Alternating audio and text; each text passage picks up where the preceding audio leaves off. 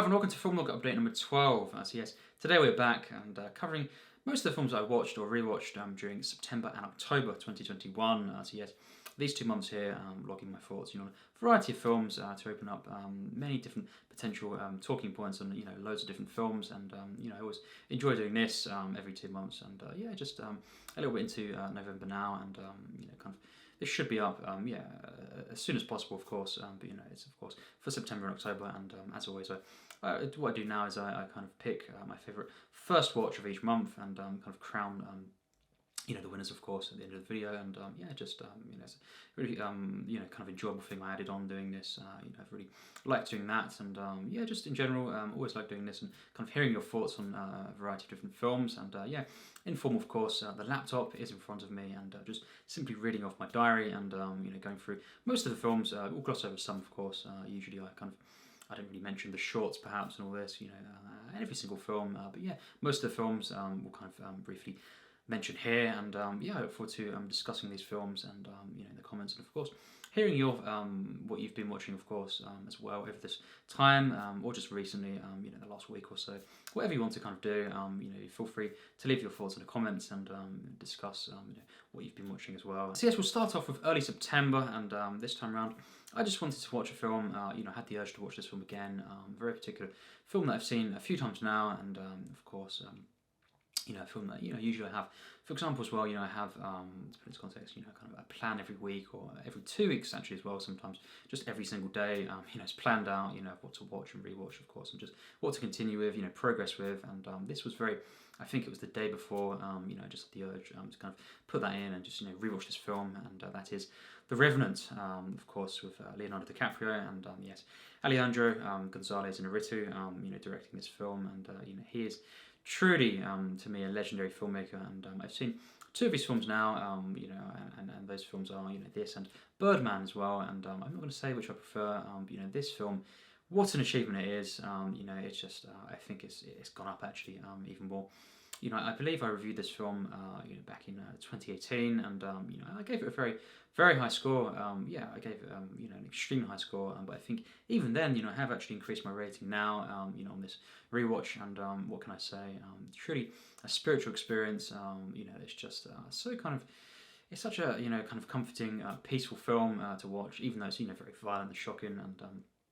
Very intense, at times. It's just kind of a film that I get lost in, and just I'm so immersed in this film, in this world, and every time, and just seeing DiCaprio giving such a great performance in this film, but the entire cast, and Tom Hardy, of course, in this film as well, and wow, what a character he plays, and just seeing it again, I was blown away, and even more than the last time, and it's a film I think I'd recommend to anyone really, just to see what you think of it, and what can I say?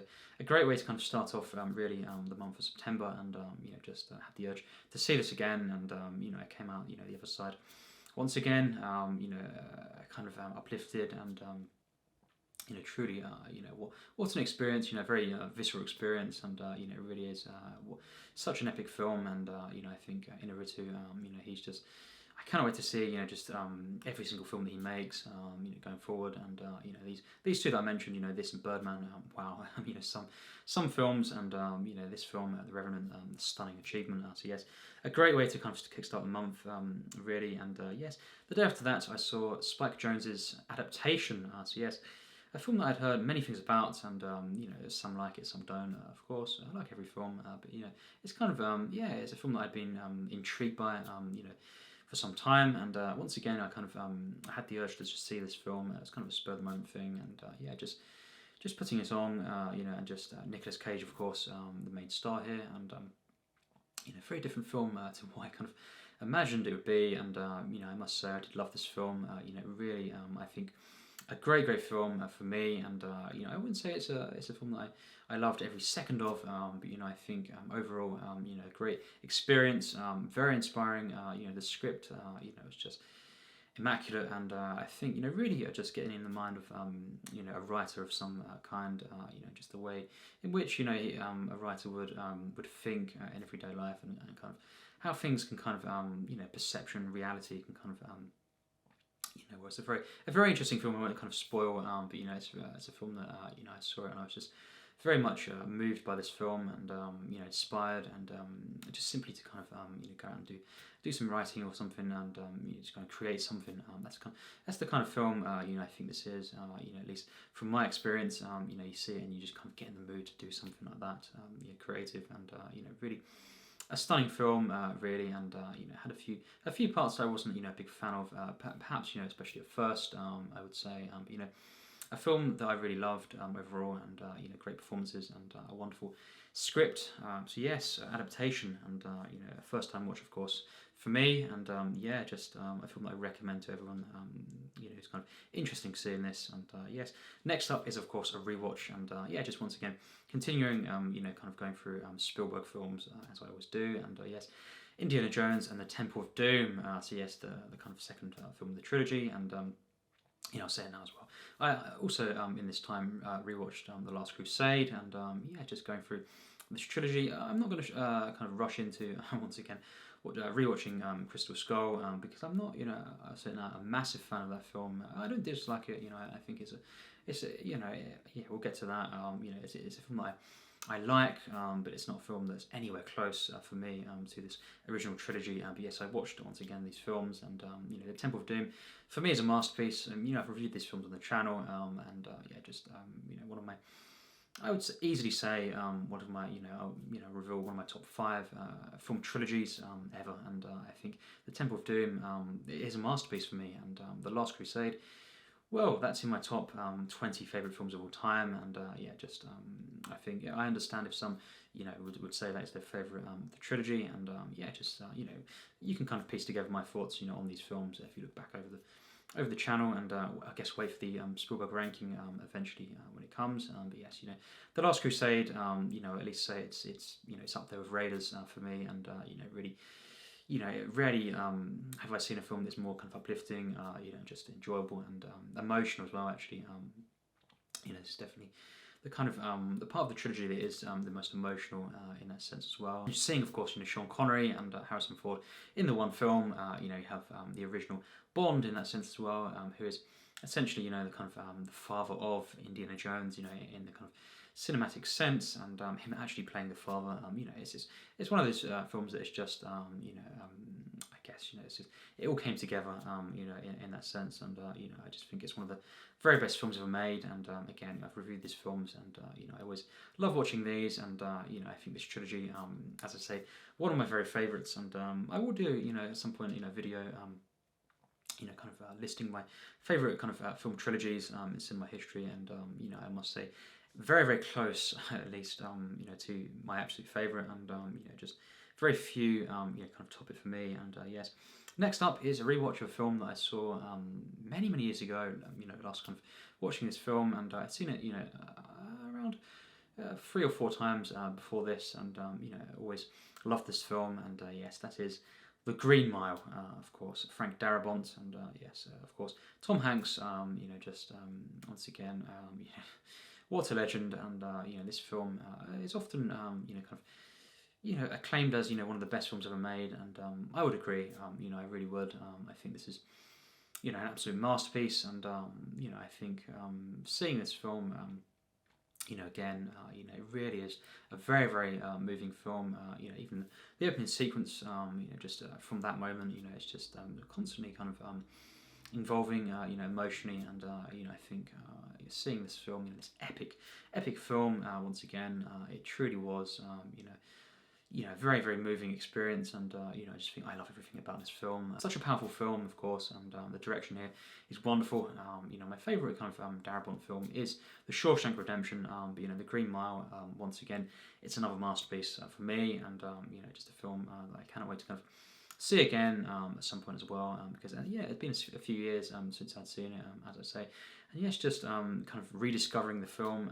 It's so great to do, and it'll be one of those films that I'll kind of try and watch, rewatch, of course, more kind of regularly, every year or so, perhaps, kind of thing, and just truly one of my favourites, and just a masterpiece for me.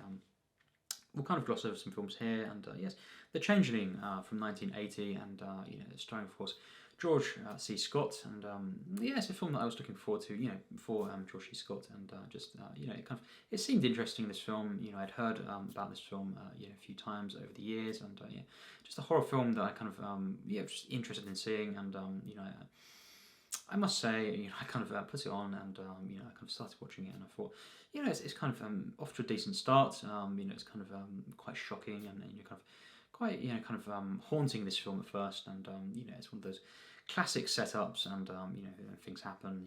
Kind of. I'm not going to ruin the film, but I would say it starts off well, but once it gets going and starts to really reveal itself, what it is. I wasn't a fan of this film at all, and I just found it very, very boring actually, and just unengaging.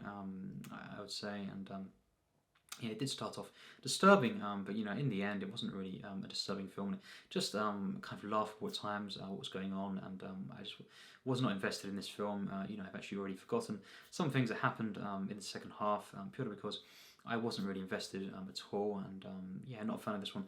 Personally, it's a film that I wanted to like, and was liking at first, but it just, for whatever reason, lost me, and I wasn't, immersed in the characters and the actual plot of this film, and yeah, just there were some, decent moments to start off with, as I say, but really, it was a big letdown for me, and just kind of frustrating, and kind of, yeah, just an annoying film, unfortunately. But yeah, I gave it a go, didn't like it, but yeah, I'd recommend checking it out and see what you think. But yeah, it wasn't for me personally. Next up is a film that I kind of have been looking forward to seeing for many I and that is The Cabinet of Dr. Caligari, and very recently I'm picking this up on Master of Cinema, of course. Once again, I love my Master of Cinema releases, and yeah, just kind of fairly accessible, kind of affordable in that sense. Way to get these kinds of films, classics of course, and really great releases, and loads of kind of extras of course, and yeah, this film, as I say, I've been really hyped to see this. I love silent cinema, and yeah, I would say this was a very interesting film. I loved moments of this film overall, as a piece, as a story, as a kind of as a film itself, I would not say I love this film, although I would say I really liked it.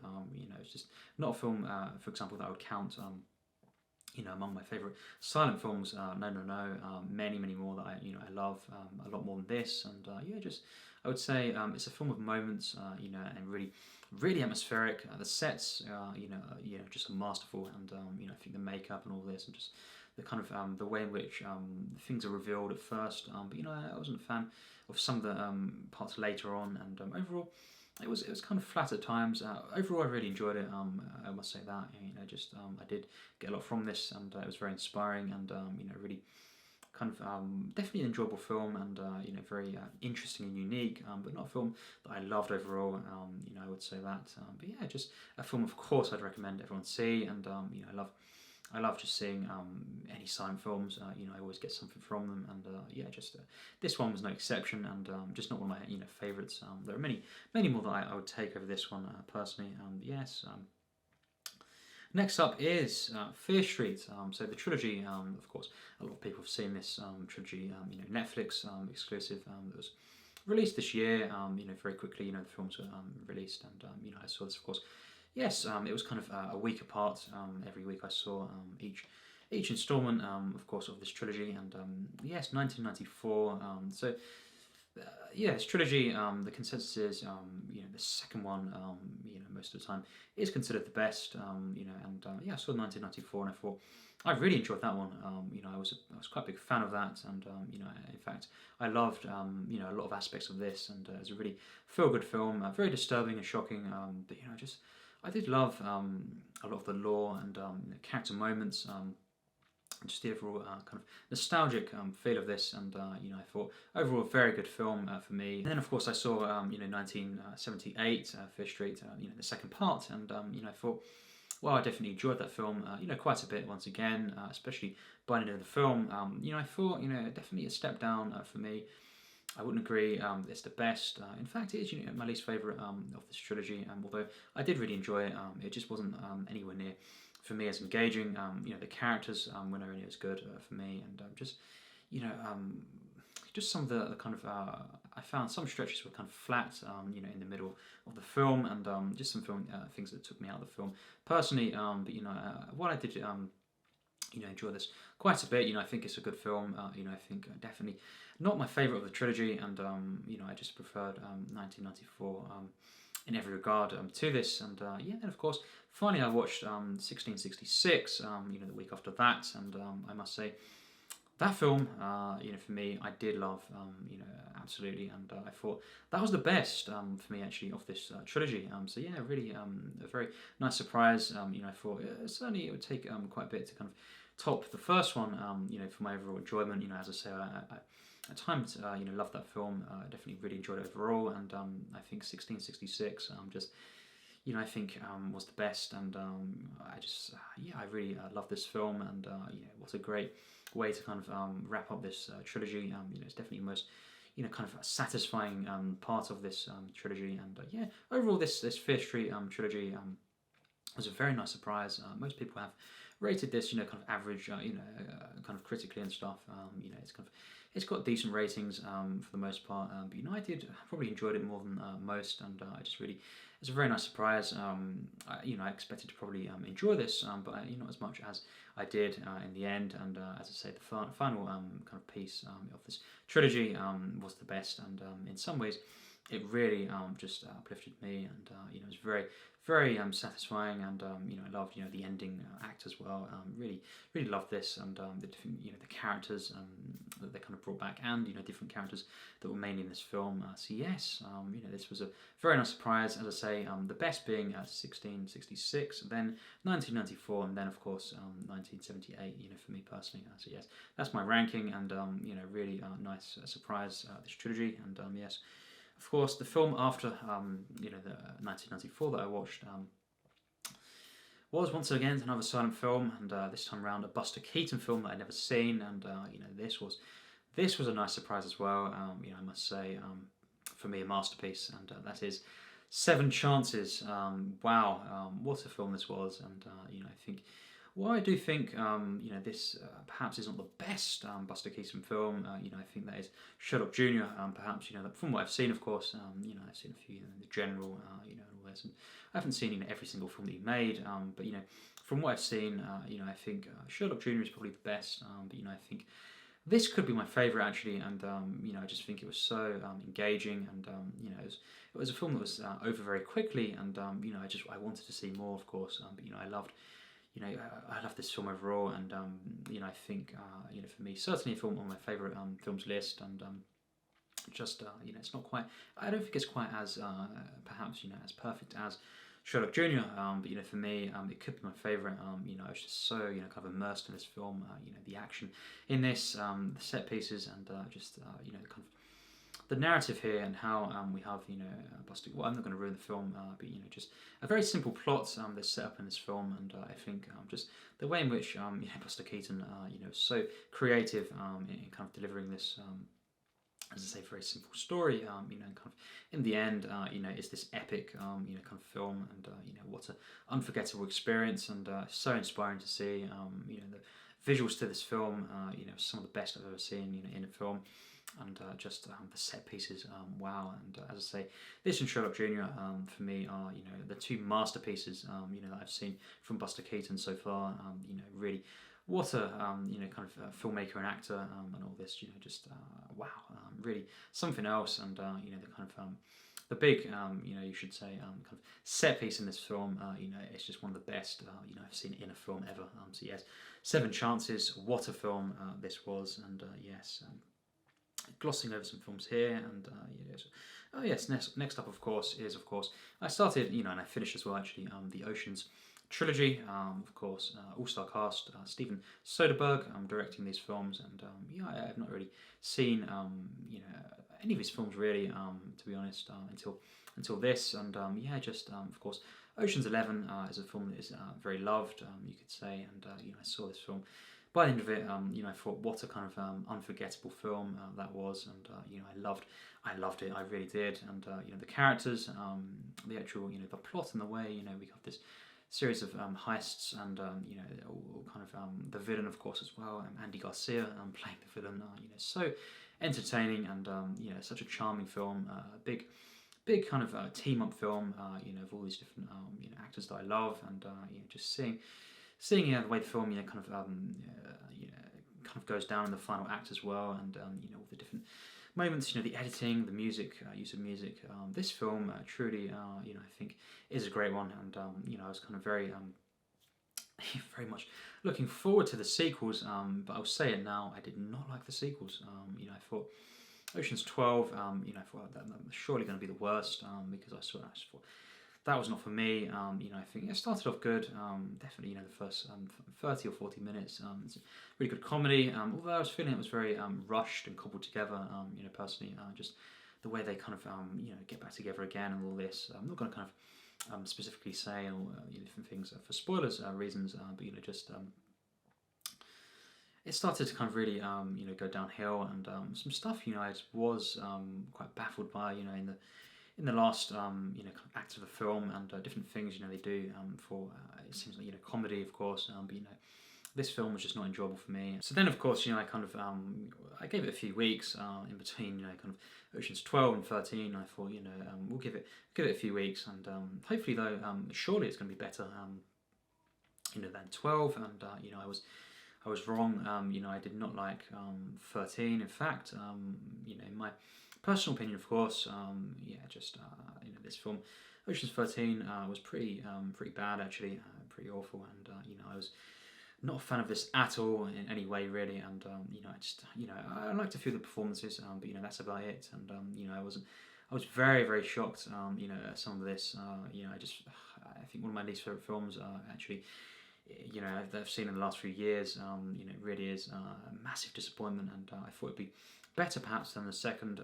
But you know, so of the trilogy, definitely my favourite is the first. You know, Ocean's 11, and you know, it's a film that I truly love. Truly love that film, and you know, I loved the direction, of course, the writing, and just the acting, you know, and how, you know, kind of fun it was, and you know, so kind of well put together, and you know, just I think these two sequels to this film, both disappointments, especially 13, massive for me disappointment. Next up is a film that I'll quickly you know, mention. I don't have too much to say about this one, but you know, it's a very you know, kind of enjoyable watch, especially the first you know, half of this film, and yes, that was The Death of Stalin.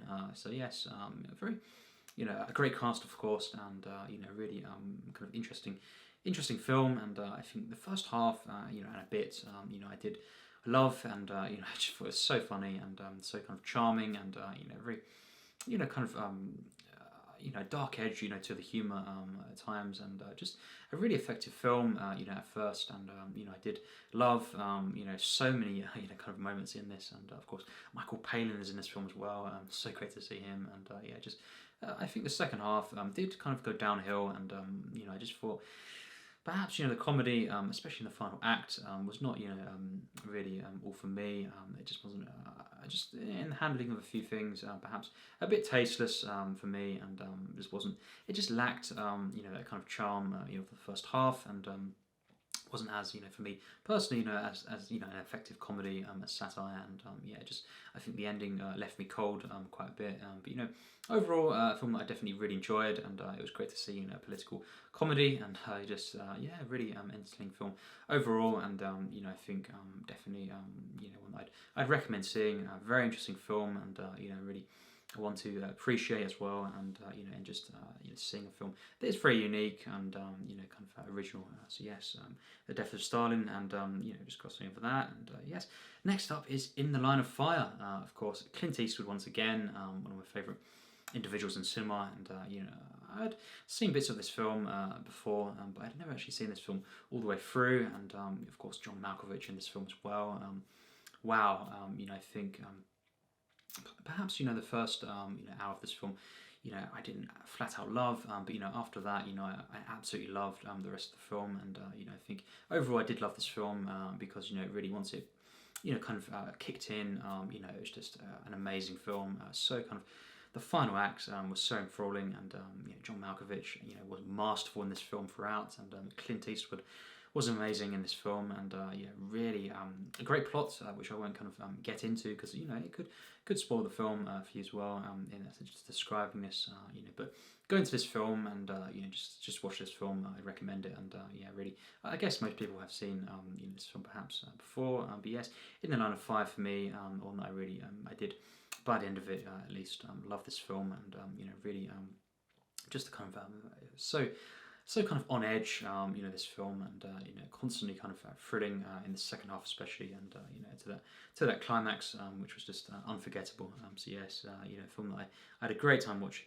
So yes, Guns Akimbo next, of course, with Daniel Radcliffe, a film that I had. I kind of seen it crop up, and a few times, and was just kind of wanted to check it out, and perhaps did not have as much time, for a film on that day. So I picked this film, and I think a really enjoyable film actually.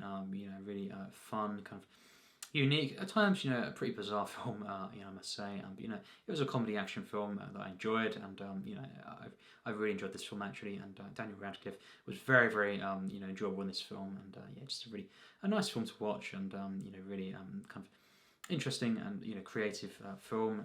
Not much more to say there on the first watch. But yes. Glossing through some films here, and yes.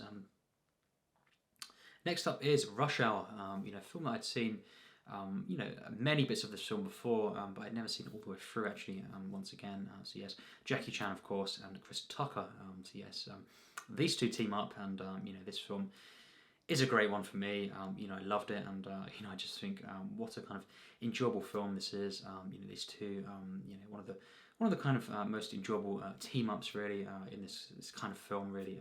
Comedy action film, and this crime film, and I love this film. The action, just the charm of this film as well, and it starts off, kind of. Quite investing as well. But once they team up, these two, it's just from then on, one of the most kind of enjoyable comedy films, action comedies really that I've seen in a long time, and really love this film, and I would highly recommend it as well. And yes, just it's one of those films, I think perhaps the sequels won't live up to this this original film, because it really it had most things going for it really in that sense, and I imagine I'd probably enjoy in some regards the sequels, but I think this one was just great, and really definitely one that I'd probably add onto my somewhere onto my favourites list. So yes, Rush Hour, the first one that is, and yes, glossing over some films here that we were kind of went before mentioning there, and just 71 as well, Jack O'Connell starring in this film, and just very briefly, I did enjoy this film, but I think it was a one that kind of started off, I would say it was a great film, potentially even at first, and after the kind of first 45 minutes, it kind of went off and became a different film, and I was nowhere near as invested, as I was, in that first kind of 45 minutes. Had some great, kind of really intense moments in that, and of course Jack O'Connell, and quite a few of the performances were great. But I just think it lost its way for me personally. But yeah, 71, and that was from 2014, and a film that I just kind of checked out as well, and it was a film that I enjoyed overall, but it didn't live up to the first kind of act or so for me personally, and then we're into October, of course, and the first film of October, was a film that I'd been.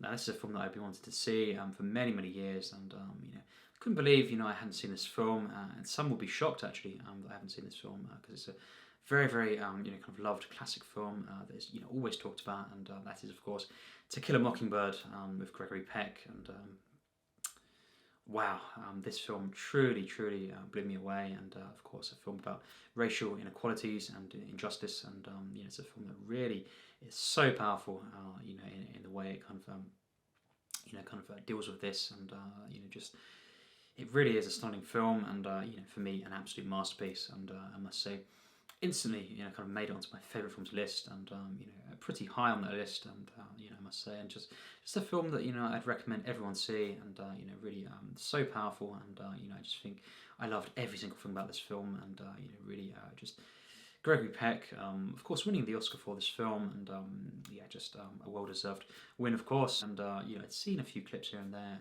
of this film, of course, famous quotes and all this. But yeah, just had never seen this film all the way through, and you know, really a stunning achievement, and you know, instantly. You know, after seeing it, and you know, from the first act, you know, I was thinking this is a masterpiece, you know, for me, and just what a film it is. To Kill a Mockingbird. So yes, a great way to start the month, and the day after that, a rewatch of a film that is in, you know, a definite list of mine, you know, of the 100 best films ever made, and that is This Is England. Of course, Shane Meadows directing this film, writing this film as well, and of course, very famously, you know, he's, you know, the show as well has been, you know, a few, you know, series as well, and I've seen all of these, and actually, you know, I've never talked about this film, but you know, I saw this film when I was a kid, you know, just kind of before, you know, the actual show started, so you know, I was kind of as the show was coming out, you know, seeing these episodes live, of course, and as they were airing, and eagerly, you know, anticipating you know, the next one, and you know, after seeing the film, you know, shortly before that, so yeah, it's just for me, you know, one of the best films, as I say, ever made, and once again, such a powerful film, this, and you know, a film everyone should see, you know, just you know, such a you know, such a stunning achievement, and you know, I think you know, of course, it did spawn, you know, this show that's loved as well, and yeah, just easily one of the very, very best for me films ever made. You know, I would say that easily, and just you know, a film that I've seen countless times from a young age, and you know, really. You know, really means a lot to me as well, and it's such an inspiring film. You know, very, very, very kind of important film to watch as well. So yes, This Is England, and yes, I'll be watching. I'll be watching the show very, very soon again. Rewatching that, you know, I've seen it a few times, and you know, just wants to kind of leave it a few weeks and to soak it in once again. And yes, next up, a rewatch of a Bond film. You know, just the week before I saw No Time to Die, which of course I've talked about, you know, very recently on the channel. But yes, Tomorrow Never Dies, you know, I saw a week before this to kind of get, you know, a bit of extra hype in there as well. And yeah, just as well as, you know, I love watching Bond films, of course, you know, massive Bond fan. So yes, a film that I personally love. And yes, we'll continue here. 1922, which is a Netflix film, you know, Stephen King adaptation starring Thomas Jane, for me, a great, great actor. And, you know, really, I think this film, you know, certainly until the kind of the final act, you know, this was a film that I kind of loved actually, and you know, I think overall a very good film for me, really enjoyable. But you know, did kind of lose its way a little bit, you know, in the final act. But you know, certainly a film that was better than, you know, I thought it would be, and you know, a film that I really do praise personally. So yes, 1922, and yes. Candyman as well, you know, I saw day after that, and you know, it's a film that I'd seen a couple of times, you know, when I was a kid, and you know, I did respond to it quite well, and always remember the kind of disturbing nature of this film, just the atmosphere, and you know, all these different locations and different moments in the film, and certainly a film that I do you know, praise as well. You know, I've not seen the other films, you know, in this you know, kind of franchise, but you know, the original, which I have seen a couple of times before, I do really like, and yeah, just I'd recommend, if you've not seen this film, to check it out, and it was a great one to kind of watch in October as well. Not one of my favourite horrors, definitely not, but you know, a film that I do praise, and yeah, definitely a solid horror overall, that starts out very, very strong, but kind of loses its way for me, you know, as we go through the film. But yes, next up is Zombieland, you know, a film that I once again I rewatched, and you know, film that actually I do personally love this film, and I just think it's a highly you know, kind of entertaining film. You know, the characters, this kind of road trip film, the journey of this, and you know, just the final act is so creative as well. You know, film that I do love, and then I saw, you know, Double Tap shortly after that, and you know, I actually really like that film. You know, I think it's yeah, it's an underappreciated sequel, really, in some regards. Some things I wasn't, you know, big on in that film. It's certainly nowhere near as good as the first for me, and it, you know, has its flaws. But you know, for a sequel, you know, like this, that I didn't really expect too much from. You know, I think it did deliver actually, and yeah, just a very enjoyable film once again. You know, Woody Harrelson, you know, especially in these films, and Jesse Eisenberg are so great, and you know, I love the first, and I really like the second as well. Double Tap. So yes, recommend seeing those films if you haven't seen them, and of course, yes.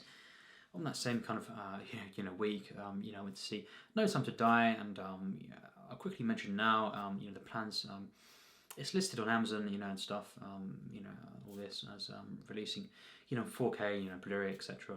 For December.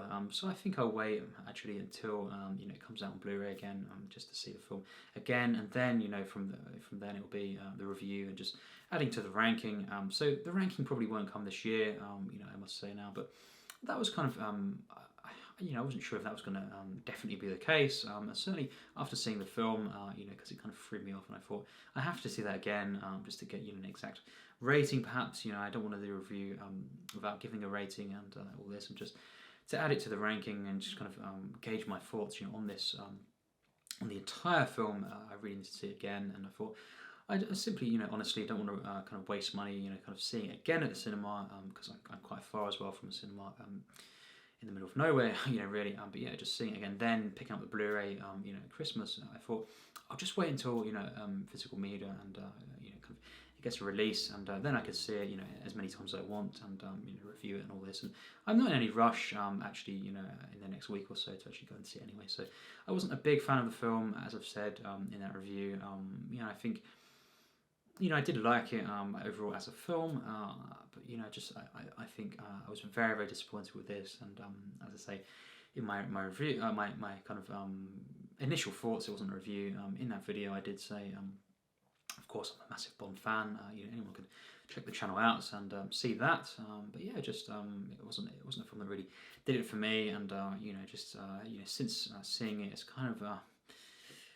Gradually I'm becoming more and more kind of disconnected from the film, and I have to see it again. But I don't think it's by any means a great film personally for me. That's just my opinion, and I look forward to the next Bond films though, and it's a shame that we've had to wait so long. In any case, whatever you think of the Bond film that's just come out, but it's just a shame that have to wait another few years as well, and for the next one, and it didn't in that sense kind of satisfy me really, and kind of scratch the itch of being a Bond fan. It didn't really do it for me in that regard. In that regard, it didn't really do it for me. But yeah, just I did enjoy it. I did praise it. Some aspects. But yeah, just not a film that really as I say, did it for me overall. And I'm not going to lie. I'll be very honest. Very disappointing. But yes, next up. Bloodbath at the House of Death. It's a very, very unique and quite campy, kind of over the top horror film, and very wacky comedy, and it was a very strange film, and a film that I think was okay. It was kind of certainly at first quite enjoyable, and it had some charming characters, and just a nice setting, and a campy film that I enjoyed, of course, and I would recommend seeing it just to kind of check it out. A very strange film, and it's an average film for me overall, but it's quite a unique and quirky film in that sense. Another one of the month of October, kind of for the Halloween spirit in that sense. And the next one to mention is once again another Bond rewatch, and this is a film that I watched the week after seeing No Time to Die, and for me, yes, I didn't really I was going to make a kind of perhaps another video or announcement in just the community tab, which once again I must say I'm very pleased of finding unlocked due to YouTube lowering the need, the threshold, for how many subs you need to get, the community tab. But yeah, I was gonna maybe make a little thing on that. Just say, I watched Thunderball again because my rating has definitely increased once again. It seems like every time I see this film, it grows me even more, and I think. Whatever the case of what rating I give it, it's certainly increased on last time round, and it's certainly at least a very good film, and I do think this film is one that I love actually, and really I loved even just the kind of the underwater sequences that I have before. Kind of I said that I'm not someone who hates them, at least in my last review, but I thought. Definitely, they were one of my flaws of the film, and I think the kind of the big battle, that kind of takes place underwater. Seeing it this time round, I thought, how would I ever have not loved that sequence? Because I loved, the underwater battles, in this, and the final act was just wow, it's so epic, and I do. I think I love this film, and I would say one of the better Bond films, and certainly. it was great to see this after seeing No Time to Die. Kind of a little teaser for the ranking. This is Thunderball is a film that's definitely above No Time to Die, and a really, really commendable Bond film. And I love these Connerys, really all these five first Connery films, and it was great to see once again. Thunderball is the last one where Connery, I think, was just truly at his I think masterful level of Bond, and really just clearly enjoying the role more than he did perhaps in Live Twice. And I think he's definitely better in Thunderball than he is in that film, although of course I'm not going to say which I prefer. You can kind of piece that together. But yeah, Thunderball, a great kind of rewatch, really uplifting, and a really stylish film. I mean, the style to this, Terence Young, his final Bond film, and I could talk about this film, for perhaps another review, but I thought it'd be silly to do perhaps the review and then a re-review and then re-review again. Who knows? I could do just kind of a different video on this, discussing this film at some point, and really it's grown on me more and more every time I see it. And what a film, really! Really. Quite the Bond film, I must say, and a lot of people don't like this film, and that's of course okay. Everyone's different. I just think it's interesting to see. I didn't watch it too much as a kid, and then the first rewatch, I wasn't too big on, and then last year it was, of course, I was quite big on the film, and now I really am. I think I love the film. So yeah, it's nice to see that it's even in the last few years, it's kind of rapidly growing on me. So yeah, funny how that works. Next up is The Evil Dead, and I mentioned this film very recently, and of course, and Sam Raimi, his first feature film, and this is a film that I love as well, and a great one to kind of watch around Halloween time. And I'd seen this film before, of course, and rewatching this film, of course, the 4K, which I picked up very recently, and I love this film, and it's so inspiring, and one of the great kind of experiences, at least kind of low budget films, horror films, and just a great one to kind of watch around this season. And so the second half of October was mostly, I must say, kind of mostly horror films, of course, due to Halloween, this period, and watching quite a lot of rewatching a lot of horrors, and one of these films that I saw for the first time though was Cockneys versus Zombies. Very kind of wacky film, and I saw this on Netflix, perhaps whenever I don't use Netflix all the time, but from time to time watching a film, of course I can't own every film, of course, and I do have Netflix through kind of Sky, the deal that I have pretty, so I get it very cheap, so I do from time to time put Netflix on, and this film had always been kind of cropping up on this, and just seeing the kind of the thumbnail perhaps, and seeing of course Alan Ford being in this film, and I finally watched this film, and really enjoyable film, as I kind of predicted, and it's definitely better though than I think people give it credit for, perhaps overall, and I did really enjoy this film, and very very funny film, and just hilarious moments throughout, and I really like the characters, and as well Honor Blackman is in this film, of course, so that was great to see as well, and I really recommend seeing this, and really kind of a wacky comedy horror film, zombie film, of course. The title does kind of it is a film that is like its title, in the sense that it kind of gives it away, what to expect, and I just think it's a very enjoyable film, and very uplifting, and just epic film as well. So yes, that was a very interesting watch, and just really fun to see. Next up is, of course, the rewatch of Halloween, the original John Carpenter film, and I do watch this kind of around this time, sometimes, and other times of the year as well. And it's not a film, as I said very recently on the kind of Halloween list that I made. It's not a film that I love personally. It's a good solid film for me, but it's a great film to watch around the Halloween period, and it's one that has a great atmosphere. I must say that's what's great about it. The atmosphere, and obviously the music, and the way it's shot. At times, it is stunning, of course, and the score, itself by John Carpenter, it's just, it really is great, and I do commend this film. I'm just not, I'm not big. I'll say specifically, on the characters and the line delivery and all this, and just I can't, get that invested in the characters, the main characters.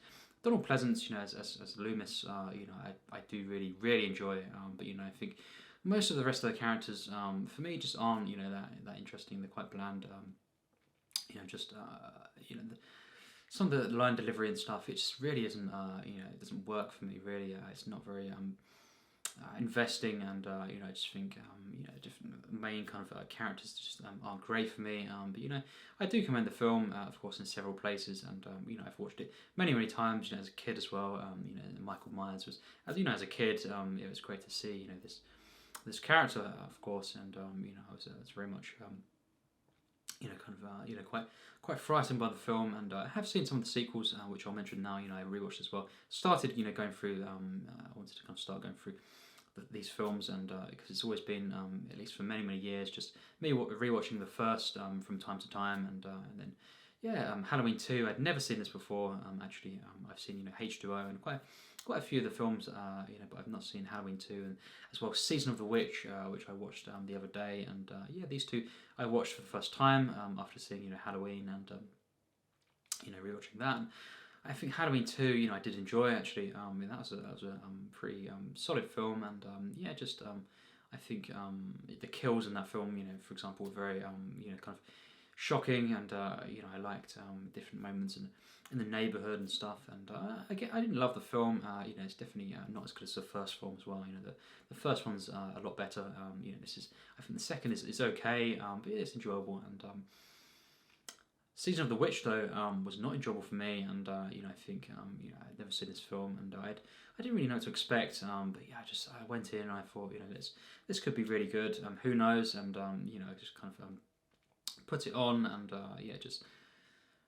strange one. The first moments, kind of a few sequences were quite interesting actually.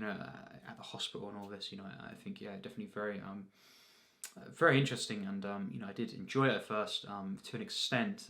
Bare bones, but I think it turns into, unfortunately, one of the most I think at times bizarre and uninvesting, and it's a film that really does very flat, unfortunately, and just very unenjoyable. I did enjoy seeing Tom Atkins in this film, though, and him being in the fog and all this. It's great to see him in the film, but I was very disappointed by this film, Season of the Witch, and I can't imagine this would be if I'd done a ranking eventually. This would be high at all, because I did not enjoy this overall, and it was pretty bad, unfortunately for me. Being honest, and I'd recommend seeing it. Of course, it's very different, but in terms of the franchise, but I was not a fan, and moving on from that, and yes, Evil Dead 2. Again, I rewatched this, shortly after Evil Dead 1, the first one, and I think, wow, this film, I did previously as well say that I kind of always preferred for many years until now the first film, the Evil Dead, but now I definitely have changed my mind. I think Evil Dead 2, it really is great, and I loved seeing this film. It's such a great film. The slapstick, and it's a great horror. It's a great comedy. Bizarre kind of Monty Python-esque comedy, really. Just as a horror film as well. Just Bruce Campbell is legendary in this film. He is giving a great performance, masterful at times. The physicality. This is just a legendary film. What a bizarre, genius film at times. I love this film, and I'd recommend seeing it if you haven't before. And certainly, as well, I ordered Army of Darkness for the first time. Watching this film, I'll be watching it, of course, on Sunday, and I've got that planned, and I can't wait for that. And I think that Evil Dead 2 will likely remain my favourite of this trilogy, and a film that I truly love, and what an experience. Next up is a film that I have here. Second watch of this, and to kickstart, once again, going back, because it's been quite a long time since I saw, any films of this director, and he's been one of my favourite directors, one of my 10 favourites since I was very very young, less than 10 years old, and yes, Martin Scorsese, of course, and the king of comedy this time round was the one I chose to kind of once again find my way back into watching a lot of his films again. So yes, the king of comedy. Film, I'd only seen it once before, and that was 2018, and I reviewed the film, of course, on the channel, and I thought I'd go in a different route. Usually it'd be, oh, it's been a while, since I saw Scorsese. Maybe I'll put on Goodfellas or Raging Bull and all this. I thought, yes, let's go a different angle and watch more of a kind of not more personal than perhaps necessarily than these films, but a smaller film, and one that I've not seen many times perhaps, and over the years, and The King of Comedy for me is a flat out masterpiece, and one of the best films ever made, and I cannot wait once again to start going through more of his films, the ones that I haven't seen, and of course rewatching once again. It's just I've been watching loads of different films for over a year now. I just never not seen a kind of a Scorsese in this time, so I had to kind of once again get back bring it back to formula, and watch a Scorsese again, and it's a great experience, inspiring, and just a truly stunning film. I definitely recommend seeing this. It's less seen than many of his films, so I would definitely say The King of Comedy gets one of my highest recommendations, and just what a masterpiece, and just very high on my favourite films list, and one of Scorsese's masterpieces for me. So yes. Next up is The Horror of Dracula, or Horror of Dracula, of course, or Dracula, from 1958, Terence Fisher, and of course the Hammer film that it is, and I mentioned this again very recently. Absolutely love this film, and what a investing film. Van Helsing, perhaps the best Van Helsing, actually for me that I've seen, it is the best Van Helsing portrayal. With Peter Cushing, who is. Peter Cushing and Christopher Lee, some of my favourite actors, and I think, this is just a great film, and I'd highly recommend it, of course, and perhaps, focuses on Van Helsing, the character, more than most, actually, Dracula films. It's very unique as well, just in that sense, and just Christopher Lee, as Count Dracula, legendary, and we'll kind of move on and quickly finish up on these, and just Gremlins 2, the new batch. I'd seen that many times as a kid. I do really enjoy this film, and it's nowhere near as good as the first Gremlins film for me. But the new batch, is a very good film actually for me, and a really wacky film. Once again Christopher Lee actually in this film, and I saw this in the first many times, and it's so cool as a kid to see all these variations of these Gremlins. I'm not going to get into the spoilers and all this, but what a creative film at times. I loved particular characters, and just the kind of Jimmy Stewart references in this film is very clear, and just look out for that if you see the film, and a film that I do really enjoy, and it was a great film to watch. The week of Halloween, leading up to this, the Thursday before the Halloween, Sunday, of course. A film that I do really enjoy, and highly recommend. Very over the top, and I love that element of the film, and The Fog on the Friday, and a film that I do love as well. Once again, a great John Carpenter film, and kind of a film to watch around this time as well, Halloween, and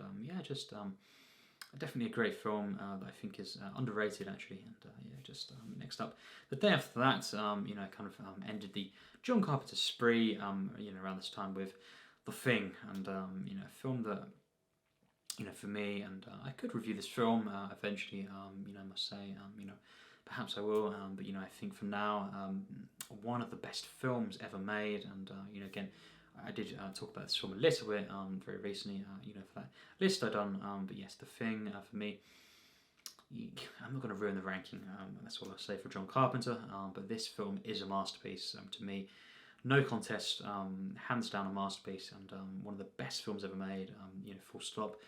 Paranoia, claustrophobia, and just isolation and atmosphere, tone, practical effects, maybe the best horror effects ever.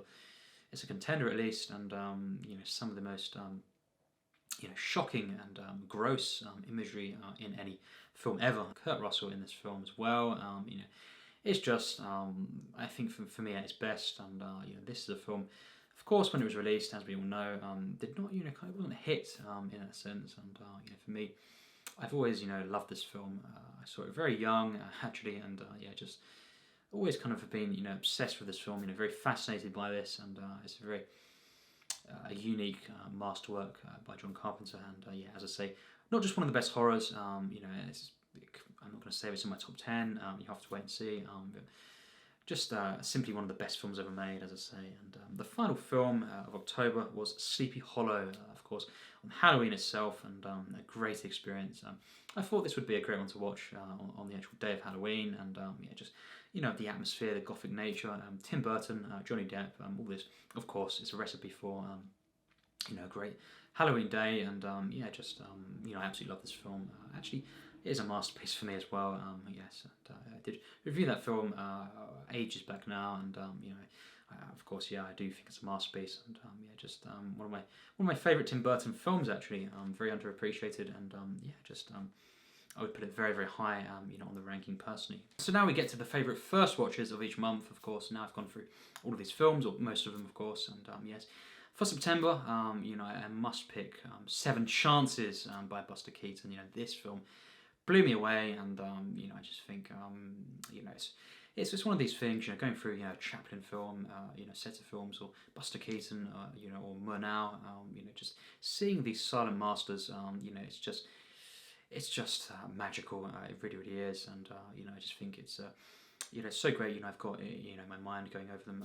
Many more to see, and I think I've seen a few now, and it's always great to kind of compile a ranking early on and see where things are going. And little did I know this could be my absolute favourite, because it's not as kind of talked about as many of his films. But for me, Seven Chances, is a film that I just think everyone should check out if you like comedies, of course. And Buster Keaton is constantly growing on me more and more. Even though I loved him when I saw his shorts, and then seeing Sherlock Jr., of course, the first one that I saw, which was masterpiece, and thought, wow, he's wow, what a master. And then every single film I've seen since, I've been he's kind of been climbing and climbing in that sense. Not grown on me as in kind of I didn't originally love him, but he's constantly in that sense outdoing himself.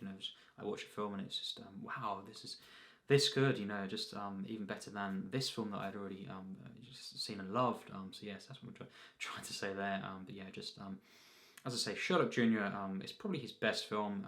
It's just a perfect film, and perhaps this one isn't quite, but very, very close at least. And I think regardless, it's probably my favourite, so far, or at least I'm very close to Sherlock Jr.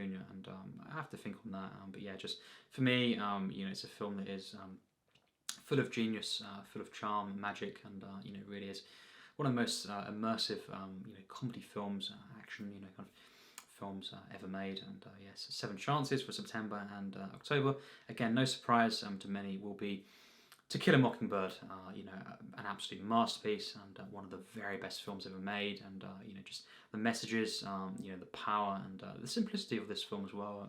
Very, very, kind of just pure film in the way it's told. The narrative unfolds in this film, and of course, the performances, the script, and just the kind of the real power of this, the humanity of this was so uplifting to see, and just a truly important film. And I love the narration. I love every aspect of this film, and I just think it really did move me.